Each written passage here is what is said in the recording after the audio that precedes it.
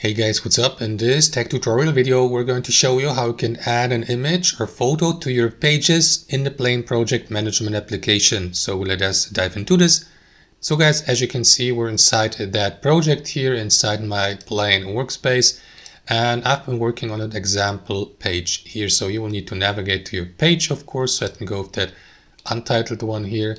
And after that, click into that field here to start a new command.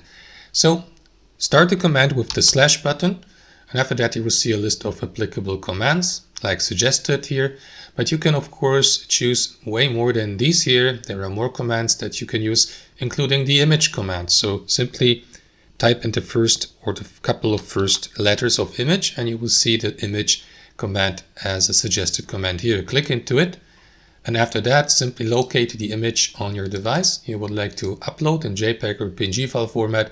Wait for the uploading to be finished. You will see the progress in the top right corner. And that's it. As you can see, your image has been added. Now you can change its position by using that handle here in the top left corner. Or, for example, save it back on your device, adjust the alignment, view it in the full screen mode, resize it, etc. guys. So that's it. Hope you enjoyed it, got some real value from it, and we'll see you next time on our channel.